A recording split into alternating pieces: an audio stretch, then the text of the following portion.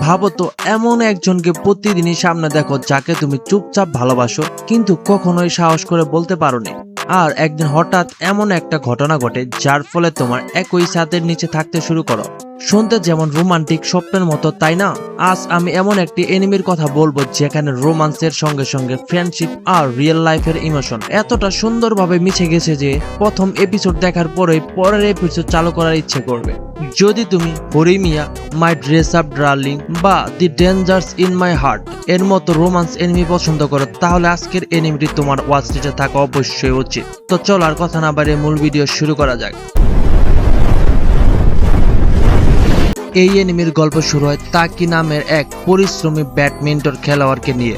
সেই একই স্পোর্টস কমপ্লেক্সের প্রতিদিনই অনুসরণ করে সিনাসুয়ের সঙ্গে, যিনি স্কুলের জনপ্রিয় বাস্কেটবল খেলোয়াড়। তাকে অনেকদিন ধরে সিনাসুকে পছন্দ করে কিন্তু নিজের অনুভূতির কথা কখনো বলতে পারে না। এরপর গল্পে আসে একটি বড় মোড়। কিছু পারিবারিক পরিস্থিতির কারণে সিনাচু সাময়িকভাবে তাকিদের বাড়িতে থাকা শুরু করে। সেখান থেকে শুরু হয় লাজুক মুহূর্ত, মিষ্টি সম্পর্ক ধীরে ধীরে বিকাশ করে এবং নিজেদের স্বপ্ন পূরণের লড়াই। এই এনিমিটি শুধু প্রেমের গল্প নয়, এটি নিজের লক্ষ্য, পরিশ্রম এবং সম্পর্কের অনুভূতিগুলো খুব সুন্দরভাবে তুলে ধরেছে। এই এনিমিটির নাম হচ্ছে ব্লু বক্স। আর ব্লু বক্স এর সবচেয়ে শক্তিশালী বিষয় হলো এর স্বাভাবিক স্টোরি টেলিং। এখানে অতিরিক্ত ড্রামা নেই, বরং বাস্তবসম্মত সম্পর্ক, ধীরে ধীরে গড়ে ওঠা ভালোবাসা এবং সুন্দর ক্যারেক্টার ডেভেলপমেন্ট রয়েছে।